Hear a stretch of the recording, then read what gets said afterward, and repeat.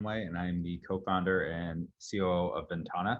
We are a 3D collaboration platform letting digital product creation teams visualize 3D versions of the product on the web, collaborate with team members, and we allow e-commerce teams to access those same assets, but in optimized versions for distribution for augmented reality, 3D on the web, etc. And today I want to talk about creating a winning 3D strategy. So one of our core beliefs as an organization is that 3D assets should be able to be used from digital product creation all the way directly to the consumer in a very seamless way. Too frequently today, you'll have digital product creation teams that are creating assets, maybe to replace samples, maybe they're doing some 2D renderings, maybe they're just doing it for assortment planning, decision making, etc. But then you'll have e-commerce teams, you'll have marketing teams actually going to agencies to recreate these assets. So there's a lot of inefficiencies, and we think there's a better way to do things. I'll share my screen.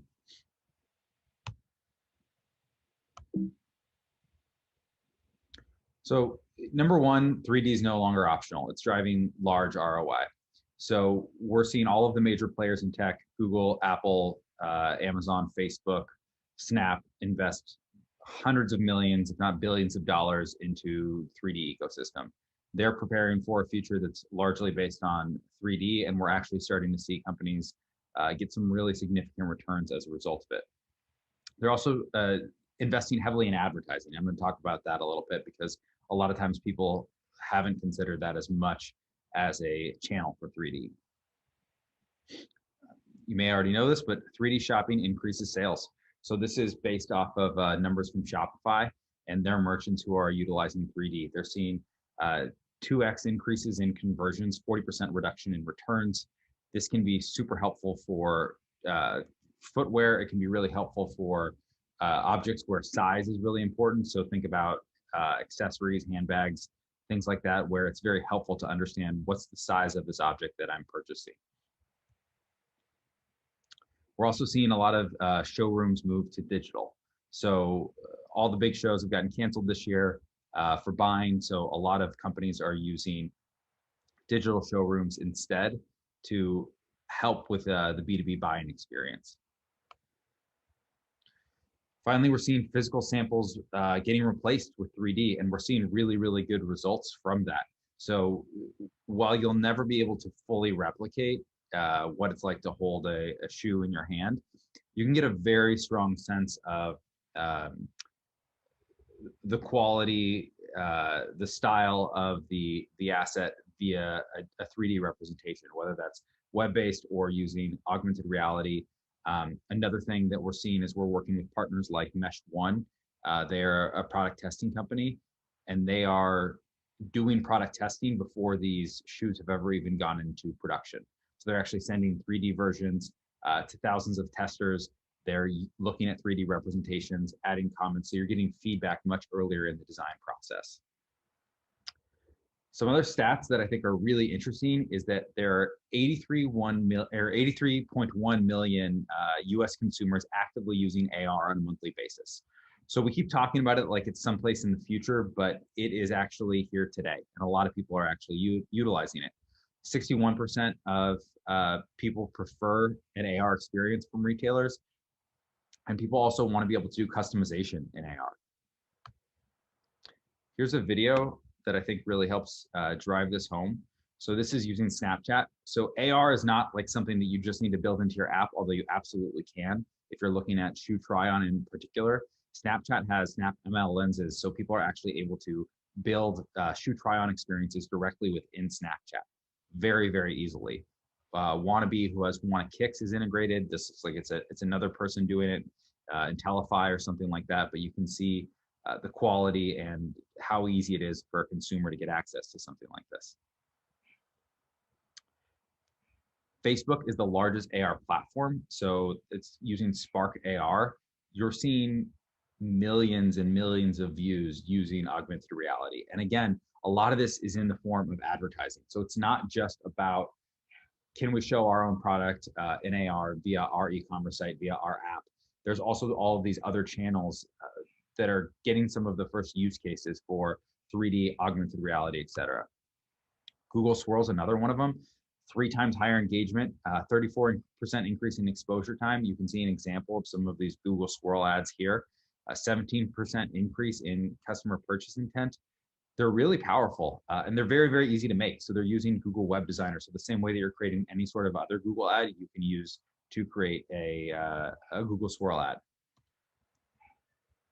I also want to bring up Unity. Unity has launched their own network, ad network. If you haven't heard of Unity, Unity is one of the largest real-time engines. It's basically them and Unreal, who I'll talk about in a moment. Unity is really known in the mobile market, and they're very heavily involved in AR, VR.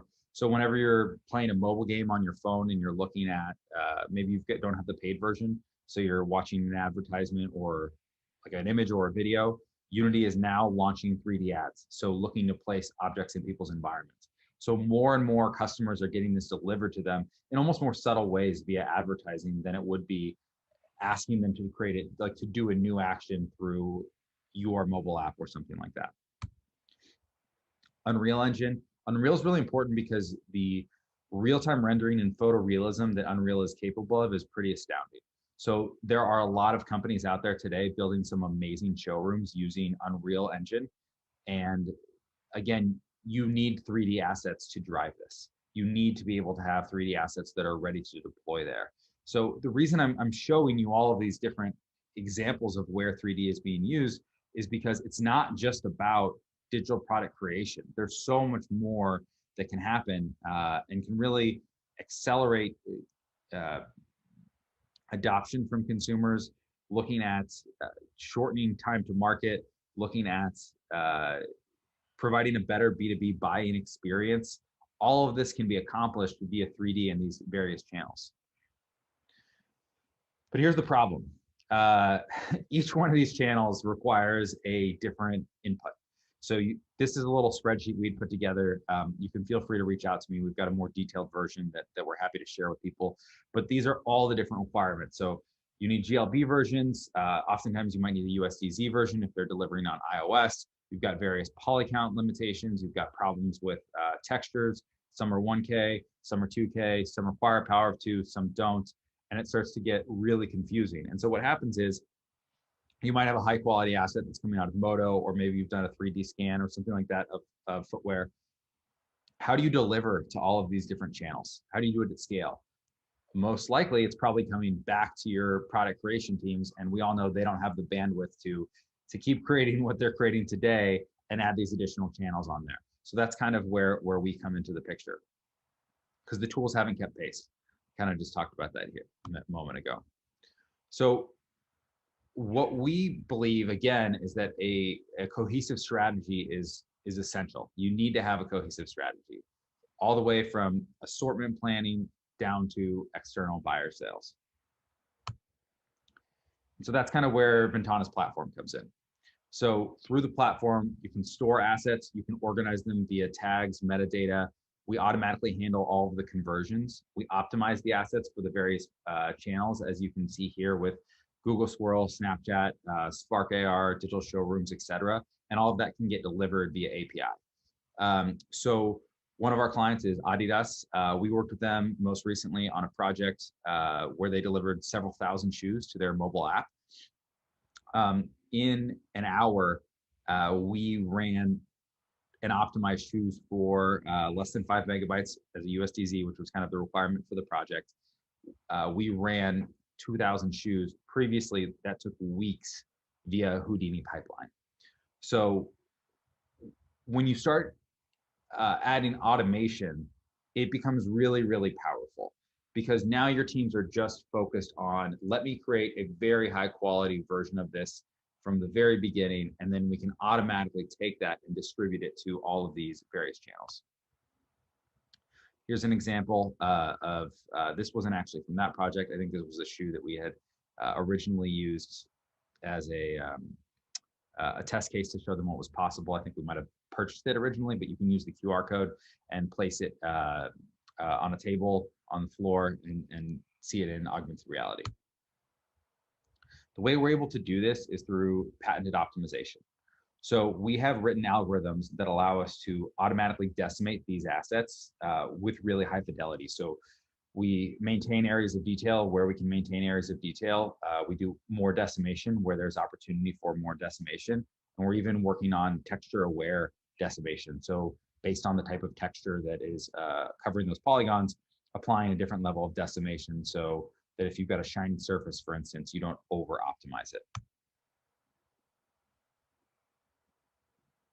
Here's an example of a pair of jeans. This one from 102 megabytes down to 7.5. The other thing we're doing quickly on the optimization is we're optimizing textures, resizing textures, cropping textures, applying different levels of compression to the different maps, diffuse, normal, specular, met roughness. Also handling a lot when it comes to standardizing these 3D files, right? So as you all know, what you're getting out of Modo might be different than what you're getting out of T-Shot, which is definitely different than what you're getting out of Romans CAD. So one of the things that we do is we fix normals that are flipped. We remove a bunch of extraneous data from the model. The idea is that once it's on the platform, then it is sanitized so it can get used everywhere else. Again, here's an example of some of the stuff that we're doing to fix those issues. Cropping textures to power of 2. A lot of programs are really inefficient when they're exporting textures. A lot of 3D artists are not necessarily taking the time to make sure all their textures are as small as they could be, so we automatically handle that process. We're also resizing based on textile density, and this is super key because when you're delivering for Snapchat, right, it's all going to be phone-based. It will never live on the web. So you don't want to be using crazy high quality, or you can use high quality textures to start, but you want to make sure that you don't have a 4K texture on an asset that's going to live on a mobile device because it won't make any difference. So resizing based on textile density allows us to kind of set a target textile density based on the platform we're going to deliver on, and then resize all of those textures accordingly. Lots of options around texture compression and how we're doing that. You can pick 1K, 2K, 512, 4K, and choose the level of aggressiveness or even use lossless textures. We also support instancing. This is kind of a bigger deal for Romans CAD. Anyone working in Romans CAD. Stitching is a big problem. They export all the stitches as individual geometry, and that can add up really, really fast. So it's not unheard of at all to have 7 million, 8 million, 11 million poly shoes coming out of Romans CAD, and most of that as a result of the stitching. So with instancing, what we're able to do is automatically instance all of those stitches. And while we won't necessarily reduce the poly count just based on instancing alone, it does remove, we only save one version of that stitch. So now instead of having 400 stitches on a shoe, you have one stitch, and then basically it's automatically rendering multiple of those. So you're getting a significant reduction in file size when you're delivering this. We also have parallel geometry removal. So what's going on there is essentially when you're coming out of these programs, we see it a lot in apparel where there are multiple layers of meshes. So you've got a shoe on the upper, you've got kind of a few different layers there. Sometimes when you're decimating, you get those layers to pop through and it doesn't look nice. And so what we're able to do is recognize when there's layers of geometry that are parallel to one another. We respect that parallel geometry, so they'll never have crossing over, so you won't have any back faces. And we also remove a lot of, there's a bunch of tiny meshes that get hidden as a result of just the way these programs export. We can delete those and remove those because they're just adding weight to the model that's totally unnecessary. And finally, we fit into existing design processes. So Modo, we were working really closely with them, building a plugin there. We support Romans CAD. Support Keyshot coming out of Rhino. We know that it's a little bit of the Wild West when it comes to footwear and the way that people are doing it. Everyone has a different pipeline. So our goal is to try and support as much as possible when you're utilizing those. So kind of in summary, the message here today is really, there's a lot of different places that your model is going to need to live. It's going to start to expand, and it's going to start to expand really rapidly. And so it's very important that you consider automated solutions when you're taking a look at this. A centralized place to store your assets, a centralized place for your team to collaborate, make comments, annotate on those assets, a centralized place to distribute those assets. And then ideally, you've also got some automation built in there. So someone who's automatically converting to various file formats, optimizing the file based on the requirements for these different platforms. It's going to make your lives a lot easier. The days of having a bunch of different Houdini pipelines, having a bunch of different scripts for various platforms are going to be gone soon. It's not tenable with the number of endpoints that we have today.